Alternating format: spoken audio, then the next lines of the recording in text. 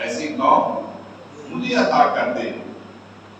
تو جس وقت حضرت موسیٰ علیہ السلام نے اللہ کی بارگاہ میں یہ عرض کیا تو رب کائنات نے فرمایا کہ اے موسیٰ کلیم اللہ علیہ السلام، وہ قوم، وہ امت، تلک امت احمدہ، یہ جس قوم کے بارے میں تم پڑھ رہے ہو، جس امت کا تذکرہ تمہارے سامنے ہے، مایا موسیٰ علیہ السلام، وہ امت جو ہے وہ امت مصطفیٰ علیہ السلام ہے۔ عزیزان محترم، اس امت کی یہ شان، فرمایا پہلے کتابیں جو ہے یا تو صرف انبیاء علیہ السلام کو یاد تھی، یا ان کے جو چند پکے امتی ہوتے تھے، جو پکے غلام ہوتے تھے، وہ ان کو یاد کرتے تھے۔ ان کے پہلے نبیوں کی امتوں کے بچے بچے کو کتابیں یاد نہیں تھی۔ یہ ہمارے محبوب علیہ السلام کا عظیم معجزہ ہے۔ یہ قرآن مجید صرف ہمارے محبوب کو نہیں، یہ صرف صحابہ نے اس کو محفوظ نہیں رکھا، بلکہ امت کے ہر فرد کے سینے میں قرآن محفوظ ہے۔ قرآن مجید، چھوٹے چھوٹے بچے جو ہیں اس قرآن کے حافظ ہیں، چھوٹے چھوٹے بچے جو ہیں اس قرآن کے قاری ہیں، اور اس قرآن کو الحمد سے لے کر والناس تک جو ہے اپنے سینوں کے اندر امت میں محفوظ رکھا ہوا ہے۔ اور رب کائنات جل شانہ نے اس امت کو یہی مقام عطا فرمایا ہے کہ الحمد سے شروع کرتے ہیں اور والناس تک پڑھ کے امت کو حضور کا یہ پیغام سنا دیتے ہیں۔ عزیزان محترم، ہمارے محبوب علیہ السلام جس زمانے میں تشریف لائے وہ دور جہاد کا دور تھا۔ جس دور کے اندر آمنہ کے لال کی تشریف آوری ہوئی وہ جہاد کا دور۔ عرب کے لوگ عقلی کو کلام و سون کے تائیدات اور میدان فساد و بلاغت کے شاہ سوار سمجھے جاتے تھے۔ یعنی عرب کے اندر عرب کے لوگ فصیح و بلیغ، فساد و بلاغت کے بادشاہ سمجھے جاتے تھے۔ اور اس دور کے اندر رب کائنات جل شانہ نے اپنے محبوب علیہ السلام کو ختم نبوت کا تاج پہنا کر بھیجا۔ اور ہمارے محبوب علیہ السلام پر جب یہ رب کا کلام اترا اور بڑے بڑے فصیح و بلیغ لوگ، بڑی بڑی فساد و بلاغت میں گفتگو کرنے والے لوگ جب ان کے سامنے قرآن کا نزول ہوا، وہ قاصر ہو گئے، وہ عاجز ہو گئے، اور انہوں نے یہاں تک کہہ دیا کہ یہ اگلے لوگوں کے کس سے کہا گیا ہے۔ لیکن میرے محبوب علیہ السلام پر اترنے والی کتاب اس قرآن نے ان کو چیلنج کر دیا، رب کائنات نے ان کو چیلنج کر دیا کہ لوگوں تم کہتے ہو کہ یہ اگلے لوگوں کے کس سے کہا گیا ہے۔ فرمایا وَإِن كُنتُمْ فِي رَيْبٍ مِّمَّا نَزَّلْنَا عَلَىٰ عَبْدِنَا فَأْتُوا بِسُورَةٍ مِّن مِّثْلِهِ وَادْعُوا شُهَدَاءَكُم مِّن دُونِ اللَّهِ إِن كُنتُمْ صَادِقِينَ۔ فرمایا اگر تمہیں اس میں شک ہے جو ہم نے اپنے بندہ خاص پر نازل فرمائی، فرمایا اگر تمہیں اس کے اندر شک ہے، فرمایا اس جیسی کوئی ایک صورت تو بنا کے دکھاؤ، کوئی ایک صورت تو لا کے دکھاؤ اگر تم سچے ہو۔ فرمایا فاتو، بلاؤ اپنے حمیتیوں کو لے آؤ، جن جن لوگوں کی فساد و بلاغت پہ تمہیں مان ہے۔ اے عرب والو، اے قریش مکہ، اے مشرکین مکہ، تم اپنے حمیتیوں کو بلا لو اور اس قرآن کی، فرمایا قرآن پورا تو بڑی دور کی بات ہے، فرمایا اس جیسی چھوٹی سی صورت بھی بنا کے لے آؤ اگر تم سچے ہو۔ من دون اللہ، اللہ کے سوا اپنے حمیتیوں کو بلاؤ۔ اسی طرح محترم، قرآن نے انہیں چیلنج کیا ہے، قرآن نے مختلف مقامات پر چیلنج کیا۔ کبھی کہا تو بیشری سورہ کی مثلی ہی کہ اس جیسی 10 صورتیں لا کر دکھاؤ، کبھی کہا اس جیسی ایک چھوٹی سی صورت لا کر دکھاؤ، لیکن وہ عاجز تھے، وہ عاجز آ گئے اور ہمارے محبوب علیہ السلام کے سامنے قرآن جیسی ایک صورت کو کیا دور کی بات ہے، قرآن کے مقابلے میں ایک آیت بھی وہ نہ لا سکے۔ اسی طرح محترم، قرآن مجید کلام الہی ہے اور اس کو سن کر بڑے بڑے عرب کے بڑے بڑے کٹر مشرک جو ہیں وہ کلمہ پڑھتے رہے اور کلمہ پڑھ کے اسلام میں داخل ہو گئے، دیکھیے حضرت جبیر بن مطعم رضی اللہ تعالیٰ عنہ آپ فرماتے ہیں اب ان کا شمار فصحائے عرب میں ہوتا تھا، یعنی عرب کے فصحاء لوگوں میں، فصیح و بلیغ لوگوں میں ان کا شمار ہوتا تھا۔ ایک دفعہ آئے اور یہ آپ خود بیان کرتے ہیں، پہلے آقا کریم علیہ السلام کی خدمت عالیہ میں حاضر ہوا اور حضور علیہ السلام اس وقت نماز فجر پڑھا رہے تھے، فجر کی نماز پڑھا رہے تھے، تو آقا علیہ السلام سورہ طور کی تلاوت کر رہے تھے، اور جس وقت امام نبی علیہ السلام نے ان آیات کو تلاوت فرمایا، ان عذاب ربک لواقع ما له من دافع، فرمایا کہ بے شک تیرے رب کا عذاب ضرور ہونا ہے، اسے کوئی ٹالنے والا نہیں، تیرے رب کے عذاب کو کوئی ٹالنے والا نہیں۔ حضرت جبیر بن مطعم رضی اللہ تعالیٰ عنہ کہتے ہیں میں یہ سمجھا کہ شاید یہ یعنی مجھے یوں محسوس ہوا کہ اللہ کا عذاب میری طرف آ رہا ہے، اللہ کا عذاب میری طرف آ رہا ہے، تو ماننے لگے کہ میرے جسم کا بار بار رونگٹے کھڑے ہو گئے، جسم کا بار بار جو ہے وہ کانپنے لگا، اور یہ قرآن کی عظمت میرے دل کے اندر داخل ہو گئی، اور میں نبی کریم علیہ السلام کے ہاتھ پہ بیعت کر کے حضور کا کلمہ پڑھ کے ہمیشہ کے لیے حضور کے غلاموں میں داخل ہو گیا۔ عزیزت محترم، یہ قرآن مجید اب دیکھیں حضرت عمر رضی اللہ تعالیٰ جیسی عظیم ہستی، اتنے اسلام کے دشمن تھے اور اتنے ہمارے محبوب اسلام کے پکے دشمن تھے کہ گھر سے تلوار ننگی لے کے نکلے ہیں، اس ارادے سے نکلے ہیں کہ آج مان اللہ مسلمانوں کے نبی کو دنیا سے ان کا کام تمام کر دوں گا، اور کسی نے رستے میں بتایا کہ پہلے اپنے گھر کی خبر تو لو، بعد میں باہر جانا، پہلے گھر کو دیکھو، پہلے اپنا گریبان تو جھانکو، بعد میں باپ کی بات کرنا۔ آج کیا ہوا ہے؟ کہا جس نبی کو قتل کرنے کے لیے جا رہے ہو اس نبی کا کلمہ تیری بہن اور تیرا بہنوئی پڑھ چکا ہے۔ اب حضرت عمر وہاں سے ہی واپس اپنے بہن کے گھر کی طرف لوٹے، اور جب گھر آئے کان لگا کر آواز سنی تو گھر کے اندر قرآن کی پڑھنے کی بنت کی آواز سنائی دے رہی تھی۔ حضرت عمر نے جب دروازے پہ دستک دی، حضرت خباب رضی اللہ تعالیٰ عنہ پڑھا رہے تھے تو چھپ گئے، دروازہ کھولا، حضرت عمر نے پوچھا کہ تم لوگ کیا کر رہے ہو؟ تو یہ بڑا لمبا طویل قصہ ہے، آپ نے پہلے کی بات سنا۔ تو اس وقت حضرت عمر رضی اللہ تعالیٰ عنہ جب بہن کو مارا، بہنوئی کو مارا، بہن نے کہا عمر جس خطاب کا تو بیٹا ہے اسی خطاب کی میں بیٹی ہوں، اگر تو پکا ہے اپنے دین میں تو میں نے کلمہ پڑھ لیا امام نبی علیہ السلام کا، اب میرے جسم کے ٹکڑے ٹکڑے کر دے، جسم کی بوٹیاں بوٹیاں ہوتی تو برداشت کر لوں گی لیکن محمد عربی کا کلمہ نہیں چھوڑوں گی۔ جب بھائی نے دیکھا بہن کا اتنا پختہ یقین، کہنے لگا بہن پھر مجھے بتاؤ تو صحیح کہ تم جس کتاب کی تلاوت کر رہی ہو مجھے تو دکھاؤ۔ کہنے لگی لا یمسہ الا المطہرون، بھائی اس قرآن کو ناپاک لوگ نہیں چھو سکتے، اس قرآن کو دیکھنا ہے، اس کو چھونا ہے تو پہلے تمہیں غسل کرنا ہوگا، پہلے تمہیں وضو کرنا ہوگا، اور اس کے بعد تم اس قرآن کو چھو سکتے ہو، اس کتاب کو پڑھ سکتے ہو۔ تو حضرت سیدنا عمر رضی اللہ تعالیٰ عنہ کے سامنے جب سورہ طٰہٰ کی چند آیات کی تلاوت کی گئی، ان چند آیات میں حضرت عمر رضی اللہ تعالیٰ عنہ جیسا ایسا انسان کے جو کفر کے اندر مضبوط تھا ہرا کے رکھ دیا، اور حضرت عمر جیسے سورہ طٰہٰ کی تلاوت کو سن کر دل موم ہو گیا، کہا جلدی کرو مجھے اس نبی کے پاس لے چلو جس نبی پہ یہ کتاب اتری ہے۔ سبحان اللہ۔ عزیزِ محترم، یہ قرآن اس نے تو بڑے بڑے کافروں کو الٹا کیا ہے، بڑے بڑے کافروں کو سیدھا کیا ہے۔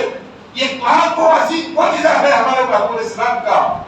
حضرت سماعت رضی اللہ تعالیٰ عنہ جیسے جو آؤٹ سائڈر تھے اور شہر مکہ کے رہنے والے نہیں تھے، باہر سے آئے ہوئے تھے اور لوگوں کا علاج کرتے تھے، اور یہ ان کے پاس یہ جہالت کا دور، یہ اکثر بزرگات نے یعنی لوگوں کے جن نکالتے تھے.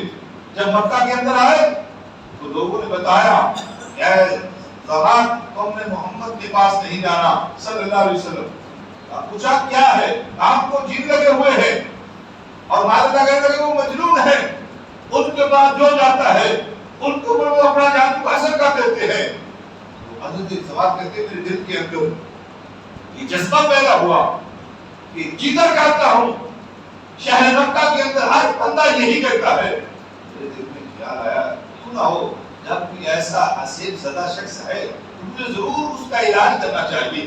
ضرور جب میں جن نکال لیتا ہوں، جن نکالنے کا ماہر ہوں، اور پھر مکہ کے اندر ایک ایسا شخص کہ جس سے ہر انسان خوف زدہ ہے، جب میں ان کے جن نکالوں گا میری تو بلے بلے ہو جائے گی، واہ واہ ہو جائے گی کہ سماج نے مکہ کے ایک ایسے شخص کے جن نکال دیے کہ جن سے لوگوں کو خوف تھا. ہم لوگوں سے پوچھتے بتاؤ تو صحیح ان کا پتہ کیا ہے، ان کا ایڈریس کیا ہے، تو لوگ روکتے کہا ادھر نہیں جا رہا.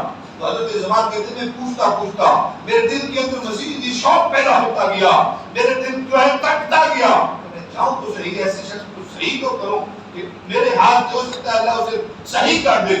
حضرت زمان پوچھتے پوچھتاتے جو ہے وہاں پہنچ گئے. جب میرے اور آپ کے آقا کی بارگاہ میں گئے، امام انبیاء علیہ السلام کی بارگاہ میں پہنچے اور جا کر اپنی اسی طرح بات شروع کی. میرے محبوب نے ان کی بات کا کوئی جواب نہیں دیا اور حضور نے جواب دینا مناسب ہی نہیں سمجھا، کیونکہ ایسی باتیں جو ہیں لا یعنی لا معنی ان کا جواب دینا یہ بھی فضول ٹائم ہے. وہ اپنی باتیں کرتا رہا، اپنے جناب تذکرے کر رہا ہے. میں یوں کر لیتا ہوں، میں لوگوں کے جن نکالتا ہوں اور مجھے پتا چلا ہے کہ تمہیں جن پڑے ہوئے ہیں تو میں تمہارے پاس آیا ہوں کہ شاید اللہ میری وجہ سے تمہارے جن بھی نکال دے. لیکن زمان کو یہ پتا نہیں تھا جن کے بارے میں سن چکا ہوں کہ ان کے جن نکالنے کے لیے یہ تو وہ ہستی ہے کہ جو پوری دنیا کے جن نکالنے کے لیے آئے ہوئے ہیں. عزیزاً محترم میرے محبوب جب اپنی گفتگو مکمل کر کے خاموش ہو گیا، میرے اور آپ کے آقا بول رہے ان الحمد للذی مضل من یهده اللہ فلا مضل له ومن یضلل فلا هادی له واشهد ان لا اله الا اللہ وانی محمد عبدہ ورسولہ. میرے محبوب علیہ السلام نے خطبہ پڑھا. اب وہ جماعت کو جن نکالنے کے لیے آیا ہے، میرے محبوب نے صرف ابھی یہ خطبہ پڑھا ہے. کہنے لگا کہ محمد صلی اللہ علیہ وسلم دوبارہ پڑھو. میرے محبوب نے دوبارہ پڑھا، عرض کی دوبارہ پڑھو. حضور نے تیسری بار پڑھا. اب وہ جو جن نکالنے کے لیے آیا ہے، حضرت زمان کہتے ہیں خدا کی قسم محبوب علیہ السلام کا یہ خطبہ پہنا تھا کہ میرے دل کے اندر جو ہے ہلچلی مچ گئی، میرے رونگٹے کھڑے ہو گئے. میں نے سوچا زمان جن کو لوگ کہتے ہیں اسیب زدہ ہے، یہ کوئی اسیب زدہ نہیں، ان کو جن پڑے ہوئے نہیں بلکہ یہ تو دوسروں کے جن نکالنے کے لیے آئے ہیں. یہ یقیناً اللہ کے سچے نبی ہیں. عرض کرتے ہیں اے محبوب آپ اپنا ہاتھ آگے بڑھائیں، میں تمہارے ہاتھ میں پیر کر کے ہمیشہ کے لیے تمہاری غلامی اختیار کرنا چاہتا ہوں. سبحان اللہ. عزیزاً محترم میرے آقا علیہ السلام حضرت زمان رضی اللہ عنہ حضور کا کلمہ پڑھ کے ہمیشہ کے لیے حضور کی غلامی اختیار کر لی اور پھر اسلام نے پروٹوکول بھی دیا. میرے محبوب اسلام نے پروٹوکول بھی دیا ہے. تو اب دیکھیں یہ قرآن ایک ایسا عظیم معجزہ ہے. اس قرآن کو جس نے بھی پڑھا ہے، اس قرآن کو جس نے بھی سنا ہے، حضرت عبداللہ بن سلام جیسے رضی اللہ تعالیٰ عنہ جو یہودیوں کے بہت بڑے عالم تھے اور مدینہ کے رہنے والے، میرے آقا علیہ السلام جب مکہ سے ہجرت کر کے مدینہ گئے اور ان کو جب پتہ چلا اور وہ سنتے تھے کہ حضرت محمد مصطفیٰ علیہ السلام کی بارگاہ میں جو بھی جاتا ہے پھر بس صرف انہی کا ہو جاتا ہے، وہ انہی کا ہو جاتا ہے، ان کا کلمہ پڑھ لیتا ہے، ان کا دیوانہ ہو جاتا ہے، پھر وہ خالی اس طرح واپس نہیں لوٹتا. حضرت عبداللہ بن سلام کہتے ہیں میرے دل کے اندر بھی خیال آیا کہ میں بھی جاؤں تو صحیح، ان کو دیکھوں تو صحیح، ان کی گفتگو کو سنوں کہ وہ گفتگو کیسی فرماتے ہیں. کہتے ہیں میں جب لیا اس شوق میں کہ میں گفتگو سنوں. اب دو رہتے ہیں، ایک میں ہے کہ گفتگو کو سنا اور ایک میں ہے کہ ابھی صرف انہوں نے گفتگو کو سنا نہیں، محبوب علیہ السلام کو گفتگو فرماتے ہوئے گفتگو نہیں سنی۔ عبداللہ بن سلام آئے ہیں، میرے اور آپ کے آقا مسجد نبوی میں بیٹھے ہوئے ہیں، اور غیر سے صرف چہرہ دیکھنا ہے، اور چہرہ دیکھ کے یہ حضرت عبداللہ بن سلام نے یقین کر لیا، خدا کی قسم اتنا نورانی چہرہ کبھی کسی جھوٹے کا نہیں ہو سکتا، اتنا چمکتا ہوا چہرہ کسی جھوٹے انسان کا نہیں ہو سکتا۔ اور حضور کا کلمہ پڑھا، ابھی گفتگو بھی نہیں سنی، صرف چہرہ دیکھا ہے، اور حضور کا کلمہ پڑھ کے پھر ہمیشہ ہمیشہ کے لیے حضور کی غلامی اختیار کر لی۔ عزیزان محترم، یہ قرآن مجید ہے۔ دیکھیں دنیا کی کسی کتاب کو اٹھائیں،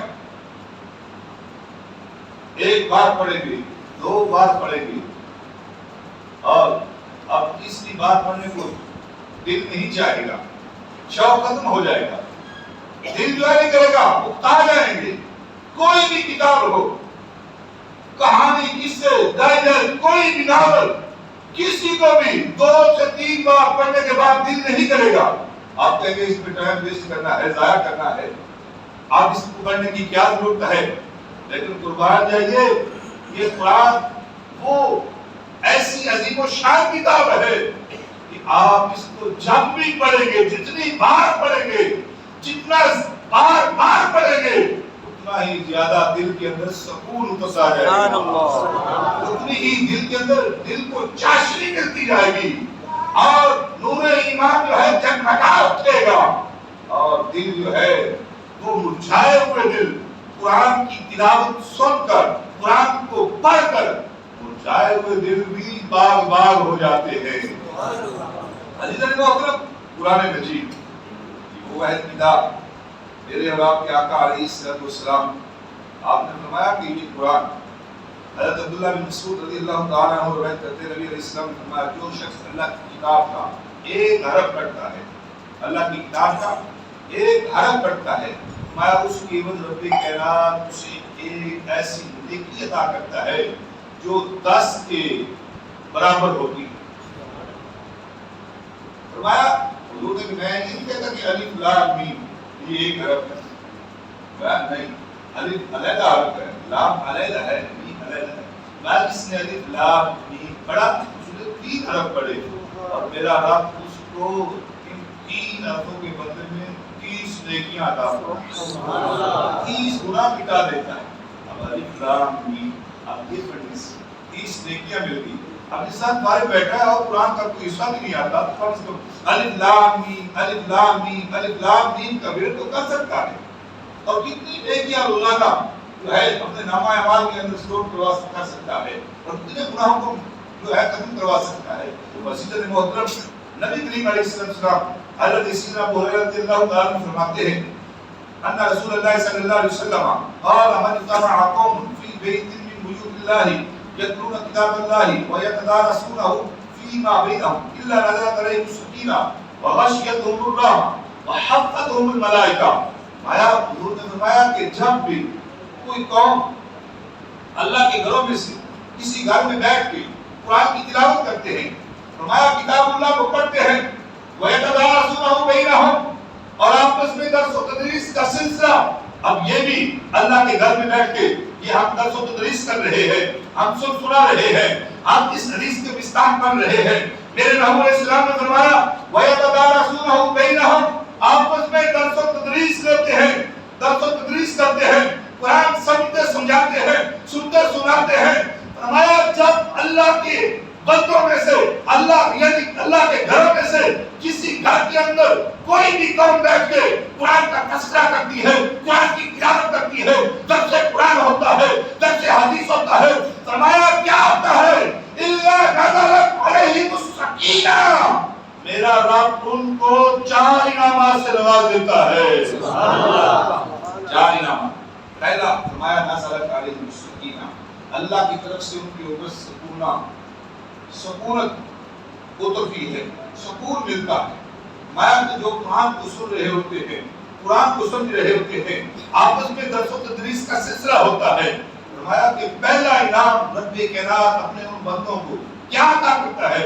فرمایا نازلت علیہم السکینہ، ان کے اوپر اپنا سکینہ نازل فرماتا ہے، سکون ان کو ملتا ہے۔ آپ نے اکثر دیکھا ہے کہ جب ہم مسجد کے اندر آتے ہیں، جب ہم مسجد یا کسی گھر کے اندر محفل میں جاتے ہیں اور جب تقریر ہو رہی ہوتی ہے، جب قرآن کی تلاوت ہو رہی ہوتی ہے، اس وقت لوگ جو ہے آنکھیں بند کرتے ہیں، نیند آنا شروع ہو جاتی ہے۔ ایسے ہی نا نیند آتی ہے نا، آنکھیں بند ہو جاتی ہیں، اللہ کی طرف سے ان کو سکون جو ہے نازل ہو رہا ہوتا ہے۔ دوسری چیز وَغَشِيَتْهُمُ الرَّحْمَةُ، اللہ کی رحمت ان لوگوں کو ڈھانپ لیتی، اللہ کی رحمت حضور کے فرمان کے مطابق اللہ کی رحمت نے ہمیں ڈھانپا ہوا ہے۔ وَحَفَّتْهُمُ الْمَلَائِكَةُ، تیسرا انعام فرمایا اللہ کے فرشتے اس جگہ کے ارد گرد چکر لگاتے ہیں، اس جگہ کے ارد گرد جہاں قوم بیٹھی ہوتی ہے، جہاں لوگ بیٹھے ہوتے ہیں، فرمایا اللہ کے فرشتے وَحَفَّتْهُمُ الْمَلَائِكَةُ، فرشتے طواف کرتے ہیں، ارد گرد چکر لگاتے ہیں۔ اب چوتھا انعام کیا ہے؟ میرے محبوب نے فرمایا وَذَكَرَهُمُ اللَّهُ فِي مَنْ عِندَهُ، فرمایا چوتھا انعام یہ ہے کہ جتنے بھی لوگ اس مجمع میں بیٹھے ہوتے ہیں، میرا رب ان کا ذکر جو ہے اپنے پاس کرتا ہے۔ اللہ اپنے پاس ان لوگوں کا تذکرہ کرتا ہے، ذکر کرتا ہے۔ کتنے خوش نصیب ہے ہم کہ ہمیں یہ چار انعامات مل رہے ہیں۔ اللہ کی رحمت جو ہے وہ اپنا اللہ کی طرف سے سکون جو ہے وہ بھی اتر رہا ہے، اور اللہ کی رحمت میں بھی ڈھانپا ہوا ہے، اور فرشتے بھی آئے ہوئے ہیں، ان کی چکر لگا رہے ہیں۔ اور چوتھا انعام یہ ہے کہ رب کے ہم یہاں اللہ کا ذکر کر رہے ہیں، ہمارا رب جو ہے عرش والا رب اپنے پاس ہمارا ذکر کر رہا ہے۔ عزیز محترم، نبی کریم علیہ السلام نے فرمایا، حضرت ابو ہریرہ رضی اللہ تعالیٰ عنہ بیان کرتے ہیں کہ جو شخص اللہ کی کتاب کی ایک آیت غور سے سنتا ہے، اللہ کی کتاب یعنی قرآن مجید، یہ اب اس شان ہے، میں جو بندہ ایک آیت کو بھی غور سے سنتا ہے، فرمایا اس کے لیے ایک نیکی نوٹ کی جاتی ہے، ایک نیکی لکھی جاتی ہے جو کئی گنا ہوتی ہے، اور جو شخص اس کی تلاوت کر لیتا ہے، فرمایا یہ چیز اس کے لیے قیامت کے دن کے لیے نور بن جاتی ہے۔ قرآن کی تلاوت، قرآن کی تلاوت، قرآن کو پڑھنا، جتنی خوش سلوکی کے ساتھ انسان قرآن کو پڑھتا ہے، ٹھہر ٹھہر کے پڑھتا ہے یا قرآن کو سنتا ہے، فرمایا قیامت والے دن وہ قرآن اس بندے کی شفاعت کرے گا۔ میرے اور آپ کے آقا فرماتے ہیں کہ فرمایا کہ رمضان مبارک اور قرآن مجید قیامت کے دن یہ اپنے روزہ رکھنے والوں کے اور قرآن اپنی تلاوت کرنے والوں کے لیے اللہ کی بارگاہ میں شفیع بن جائے گی، سفارش کرنے والے بن جائے گی۔ رمضان مبارک کہے گا یا مالک میں ان کے پاس گیا تھا، ان لوگوں نے میری قدر کی، میرے روزے رکھے، یہ بھوکے پیاسے رہے، ان کے پاس سب کچھ ہونے کے باوجود انہوں نے کھانا نہیں کھایا، پانی نہیں پیا، شدید گرمی تھی اور ان کے پاس سب کچھ تھا، لیکن انہوں نے میرا تو احترام کرتے ہوئے کچھ بھی نہیں کھایا پیا، صبح سے لے کر شام تک بھوکے پیاسے رہتے تھے۔ اے اللہ آج ہماری شفاعت ان بندوں کے حق میں قبول فرما لے، اور ہماری شفاعت کی وجہ سے ہم سفارش کر رہے ہیں، اے اللہ ان کو جنت کے اندر جگہ عطا فرما۔ حضور فرماتے ہیں اللہ رمضان مبارک کی شفاعت کو بندوں کے حق میں قبول فرمائے گا۔ پھر قرآن آ جائے گا، قرآن کہے گا یا رب العالمین تیرے ان بندوں نے ہمیں پڑھا، تلاوت کی، پڑھتے رہے، نماز تراویح میں انہوں نے قرآن سنا ہے اور یہ خود بھی پڑھتے رہے، یا اللہ اب میری شفاعت کو ان فلاں بندے کے حق میں قبول فرما۔ حضور فرماتے ہیں اللہ قرآن کی شفاعت کو بھی قبول فرما لے گا، اور رمضان اور قرآن دونوں کی شفاعت کو قبول کرتے ہوئے میرا رب اپنے بندوں کو جنت کے اندر داخل فرمائے گا۔ عزیز محترم دیکھیے نبی کریم علیہ السلام کے فرامین قرآن کے حوالے سے فرمایا کہ قیامت کے دن قرآن کا عالم آئے گا۔ اب قرآن کا عالم قرآن کا علم رکھنے والا، قرآن کو جاننے والا یا قرآن کو حفظ کرنے والا، اس کتاب اللہ کو اپنے سینے میں محفوظ رکھنے والا، فرمایا قیامت کے دن رب کائنات حافظ قرآن کے والدین کو، ماں باپ کو ایسا تاج پہنائے گا کہ وہ اس کی اتنی روشنی، ایسی روشنی ہوگی، فرمایا کہ وہ چمک جائے گا، وہاں نور ہی نور ہو جائے گا۔ پوچھا جائے گا یہ کون ہے؟ کیا اللہ کے نبی ہیں؟ کیا یہ کوئی شہید ہے؟ کیا یہ صحابہ ہیں؟ یہ کون لوگ ہیں؟ صدیقین ہیں، صالحین ہیں، کون ہیں؟ بتایا جائے گا نہ تو یہ اللہ کے نبی ہیں، نہ صدیقین ہیں، نہ شہید ہیں، یہ ایک عام انسان ہے، اس نے اپنے بیٹے کو حافظ قرآن بنایا، اس نے قرآن کو پڑھا ہے، اپنے سینے میں محفوظ رکھا ہے، پھر اس پہ عمل کیا ہے۔ آیا آج رب کائنات ان کو پروٹوکول دے رہا ہے کہ آج حافظ قرآن کے باپ کو رب کائنات یہ سونے کا تاج پہنا رہا ہے۔ آقا علیہ السلام فرماتے ہیں کہ قرآن کا عالم، قرآن کا علم رکھنے والا، میں قرآن کہے گا اے میرے پروردگار اسے آراستہ کر دے اور اسے کرامت کا تاج پہنا۔ پھر قرآن کہے گا میرے پروردگار اسے مزید کر دے، اسے کرامت کا عہدہ پہنایا جائے گا۔ پھر وہ عرض کرے گا اے میرے پروردگار تو اس سے راضی ہو جا، تو پروردگار اس سے راضی ہو جائے گا۔ پھر اس شخص سے کہا جائے گا تم تلاوت کرو، تم تلاوت کرو، جنت کے درجات، یعنی تلاوت کرتے جاؤ اور جنت کے درجات پہ چڑھتے جاؤ۔ فرمایا کہ جس جگہ پہ تمہاری آخری آیت ختم ہو جائے گی وہی تمہارا آخری ٹھکانہ ہوگا۔ عزیز محترم، میرے اور آپ کے آقا کریم علیہ السلام، دیکھیے قرآن اس کی شان کیا ہے اور اس کا مقام و مرتبہ کیا ہے۔ حضرت ابو ذر رضی اللہ تعالیٰ عنہ، ابو ذر غفاری روایت کرتے ہیں قال قال رسول اللہ صلی اللہ علیہ وسلم یا ابا ذر لأن قال ہوا، حضرت ابو ذر کو حضور نے فرمایا کہ اے ابو ذر تم صبح کے وقت جا کر، اب یہ ہے آپ لوگوں کے لیے، صبح کے وقت نیند بڑی پیاری ہوتی ہے، لیکن سنو حضور کا فرمان، میرے اور آپ کے آقا کریم علیہ السلام کیا فرما رہے ہیں۔ حضور نے فرمایا اے ابو ذر جب تم صبح کو جاؤ، صبح کے وقت جا کر ایک آیت قرآن کی اس کا علم حاصل کرو، فرمایا یہ تمہارے لیے اس سے زیادہ بہتر ہے کہ تم 100 رکعتیں پڑھو۔ قرآن کی ایک آیت کو سیکھنا، اس کا علم حاصل کرنا، فرمایا ایک آیت کو سیکھنا جو ہے یہ اس سے بہتر ہے، کس سے؟ معلوم فرمایا 100 رکعت نفل پڑھنے سے بہتر ہے کہ قرآن کی ایک آیت کا علم حاصل کر لیا جائے۔ حضور نے فرمایا کہ ابو ذر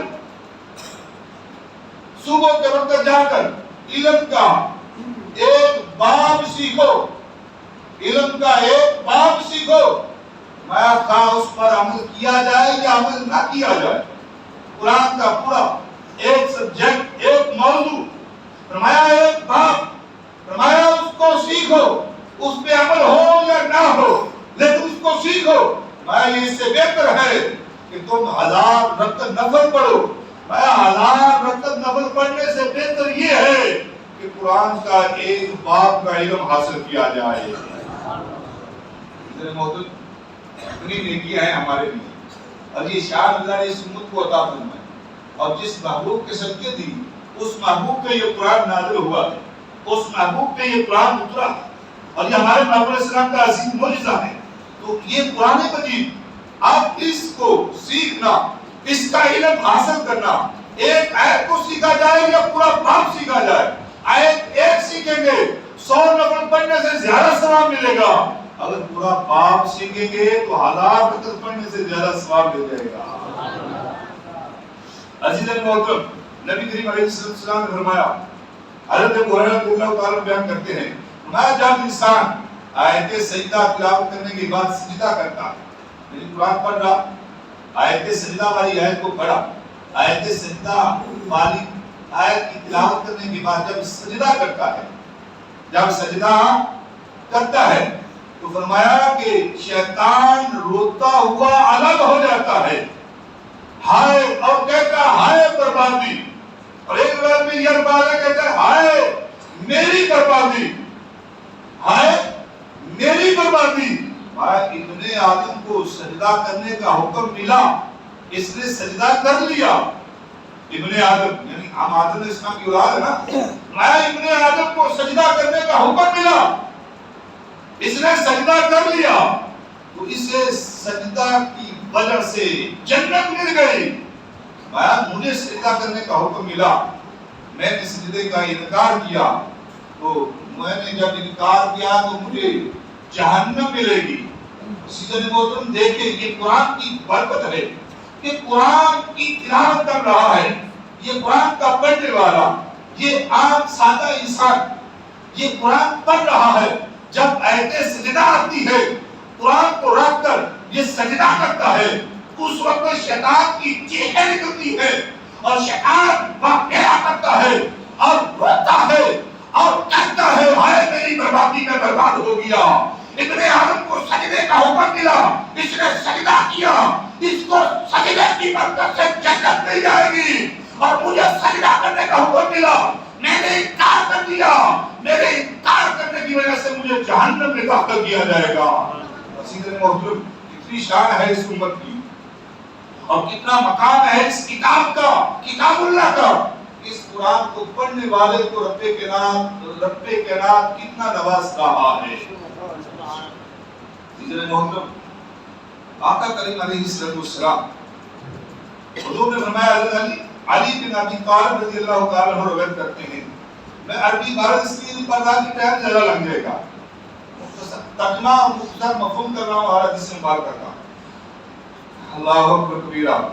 نبی علیہ السلام نے ارشاد فرمایا کہ جو شخص قرآن کا علم حاصل کرے، جو شخص قرآن کا علم حاصل کرے اور اس کو سیکھنے کے بعد اس کے حلال کو حلال سمجھے، قرآن کا علم حاصل کرے، قرآن کو سیکھنے کے بعد فرمایا اس کے حلال کو حلال سمجھے اور اس کے حرام کو حرام سمجھے، میں اللہ رب العالمین اس وجہ سے اسے جنت میں داخل کر دے گا۔ جس نے قرآن سیکھا، میرے اور آپ کے آقا فرماتے ہیں کہ خیرکم من تعلم القرآن وعلمہ، میں تم میں بہترین وہ ہے جو خود قرآن سیکھتا ہے پھر اوروں کو سکھاتا ہے، وہ بہتر ہے۔ آج انسان کہتا ہے وہ بہتر ہے جس کے پاس بنگلے ہیں، جس کے پاس کوٹھیاں ہیں، جس کے پاس جو گاڑیاں ہیں وہ بہتر ہے۔ نہیں، میرے اور آپ کے آقا فرما رہے ہیں خیرکم من تعلم القرآن وعلمہ، تم میں بہتر وہ ہے جو خود قرآن سیکھتا ہے پھر دوسروں کو سکھاتا ہے۔ تو حضور نے فرمایا کہ جس نے قرآن کا علم حاصل کیا اور پھر اس پہ عمل کیا، حلال کو حلال جانا اور اس کے حرام کو حرام جانا، مایا رب کائنات اس کی وجہ سے اس بندے کو جنت میں داخل کرے گا۔ اور ایسا شخص اپنے گھر والوں میں سے 10 افراد کی شفاعت کرے گا، وہ سب ایسے افراد ہوں گے جن کے لیے جہنم واجب ہو چکی ہے۔ اللہ اکبر کبیرہ۔ یعنی قرآن کو سیکھنے والا، قرآن کو حفظ کرنے والا، یہ حفظ کے لحاظ سے ہے کہ اور اس کے حلال کو حلال سمجھ رہا ہے، حرام کو حرام جان رہا ہے، فرمایا اس سے خود بھی یہ جنت میں جائے گا اور اپنے خاندان کے 10 افراد جن پہ جہنم واجب ہو چکی ہے، اپنے افراد خاندان کے ان 10 لوگوں کو اپنے ساتھ جنت میں لے کے جائے گا۔ حضور علیہ السلام نے فرمایا، حدیث مبارکہ کا مفہوم فرمایا کہ جو لوگ قرآن کو پڑھتے ہیں، قرآن پہ عمل کرتے ہیں اور قرآن کے حلال کو حلال جانتے ہیں، حرام کو حرام سمجھتے ہیں، فرمایا جنہوں نے قرآن پہ عمل کیا، قرآن کے نقش قدم پہ چلے، فرمایا جنہوں نے قرآن مجید کو مقدم رکھا، اپنی ہر خواہش پر جو ہے اپنی ہر خواہش کو قرآن کے اوپر قربان کر دیا۔ انسان کی خواہش کہتی ہے کہ میں یوں نہ کروں، قرآن کہتا ہے یہ کرو۔ انسان کہتا ہے کہ گرمی ہے روزے نہ رکھوں، قرآن کہتا ہے یا ایھا الذین آمنوا کتب علیکم الصیام، ایمان والو روزے رکھو، تمہارے اوپر روزے فرض کیے گئے ہیں۔ قرآن کہتا ہے کہ حلال کو حلال سمجھو، حرام کو حرام جانو۔ بندہ کہتا ہے کہ یہ چیز چلو اس میں جو ہے میں یہ اگرچہ حرام ہے، شراب حرام ہے، قرآن نے حرام کی ہے، یہ حلال جانتے ہوئے اس کو پی رہا ہے۔ فرمایا کہ جس نے قرآن کے اوپر عمل کیا، قرآن کو مقدر رکھا، فرمایا قرآن خود بھی جنت میں جائے گا اور اپنے پڑھنے والوں کو اور اس پر عمل کرنے والوں کو بھی اپنے ساتھ جنت میں لے جائے گا۔ اور جس نے قرآن کو پیچھے کر دیا، عمل نہ کیا، فرمایا جس نے قرآن کی عزت اور اس کے تقدس کو کمال کیا، پیچھے کر دیا، میں قرآن اس کو دھکیل کے جہنم میں داخل کر دے گا۔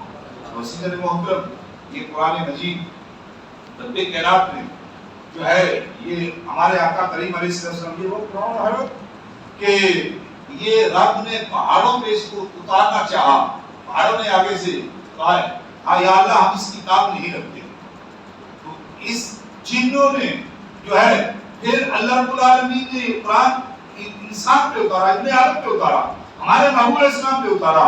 ہمارے محبوب علیہ السلام نے قرآن کو اپنے سینے میں محفوظ رکھا ہے، محفوظ کیا ہے، امت کو پڑھایا ہے، پھر امت نے اسے یاد رکھا ہے، صحابہ نے یاد کر کے یہ پیغام جو ہے رب کا قرآن ہم تک پہنچایا ہے۔ اِنَّا نَحْنُ نَزَّلْنَا الذِّكْرَ وَإِنَّا لَهُ لَحَافِظُونَ، بے شک ہم نے قرآن کو اتارا ہے اور ہم ہی قرآن کی حفاظت کرنے والے ہیں۔ پہلے آپ کوئی بھی کتاب نہ تو قرآن کے بارے میں، نہ انجیل کے بارے میں، نہ زبور کے بارے میں کوئی بھی یہ دعویٰ نہیں کر سکتا کہ آج تک وہ کتابیں محفوظ ہیں، بلکہ وہ تو اس دور کے اندر ہی مخلوط ہو گئی تھی، ان کے اندر رد و بدل ہو گیا تھا۔ اب تو مزید جس طرح یہود و نصارہ کا دل چاہتا ہے اپنی من مرضی کی وہ ایتے گھڑ رہے ہیں اور لکھ رہے ہیں، لیکن قرآن جائیے قرآن کے بارے میں کسی نے بھی یہ دعویٰ نہیں کیا کہ یہ قرآن کی ہے معاذ اللہ صحیح نہیں اور یہ جو میں کہہ رہا ہوں یہ ٹھیک ہے، نہیں، قرآن وہی ہے جو ہمارے آقا اسلام پہ اترا تھا اور آج بھی وہی قرآن محفوظ ہے اور انشاءاللہ قیامت تک اسی طرح قرآن مجید محفوظ رہے گا۔ حضور علیہ السلام نے فرمایا وَمَنْ أَكْرَمَهُمْ فَقَدْ أَكْرَمَنِي، فرمایا جس نے حافظ قرآن کی عزت کی، جس نے حافظ قرآن کی عزت کی، فَمَنْ أَكْرَمَهُمْ جس نے اس حافظ قرآن کی عزت کی، فَقَدْ أَكْرَمَنِي حضور فرماتے ہیں اس نے مجھ محمد عربی کی عزت کی۔ حافظ قرآن کتنی شان ہے جس کے دل میں سینے میں قرآن ہے اور جو اس کی عزت کرتا ہے، احترام کرتا ہے، حضور فرماتے ہیں اس نے مجھ محمد عربی کی عزت اور احترام کیا۔ عزیزان محترم، یہ قرآن مجید میں اس گھر کے اندر یہ قرآن پڑھا جاتا ہے، سورہ بقرہ کی تلاوت کی جاتی ہے، آج ہر بندہ پریشان، گھر کے اندر ناچاکیاں، گھر کے اندر پریشانیاں، گھر کے اندر لڑائیاں جھگڑے، ہر بندہ پریشان ہے۔ میرے محبوب علیہ السلام نے فرمایا میں سورہ بقرہ کی گھر میں تلاوت کرتے رہو، میں جس گھر کے اندر سورہ بقرہ کی تلاوت ہوتی رہے گی اس گھر کے اندر شیطان نہیں ٹھہرے گا، اور جس گھر کے اندر شیطان نہیں ٹھہرے گا اس گھر کے اندر کبھی بھی جھگڑے اور نچاکیاں اور پریشانیاں نہیں آئیں گی۔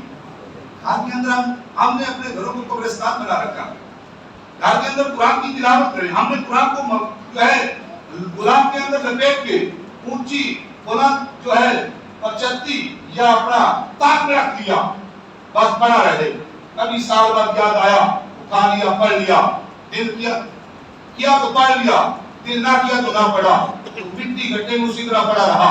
عزیزان محترم، پھر ایسے گھروں کے اندر کہاں برکتیں آئے گی، پھر ایسے گھروں کے اندر سے کہاں پریشانیاں دور ہوں گی، ایسے گھروں کے اندر سے کہاں جھگڑے ختم ہوں گے۔ حضور نے فرمایا جس گھر کے اندر قرآن کی تلاوت ہوتی رہے، جس گھر کے اندر سورہ بقرہ کی تلاوت ہوتی رہے، میرا رب اس گھر کو شیطان کی ہر چال سے محفوظ رکھتا ہے۔ عزیزان محترم، میرے محبوب علیہ السلام نے فرمایا سورہ اخلاص پڑھنے والا، فرمایا اس کے جنت واجب، سورہ اخلاص کی تلاوت کرنے والا، فرمایا کہ ایک مرتبہ ایک شخص سورہ اخلاص کو مکمل اس نے حضور کے سامنے پڑھا، جب حضور علیہ السلام کے سامنے اس نے سورہ اخلاص یعنی قل هو اللہ احد اللہ الصمد لم یلد ولم یولد ولم یکن لہ کفوا احد. جب اس نے تلاوت کی میرے محبوب علیہ السلام نے فرمایا واجب ہو گئی.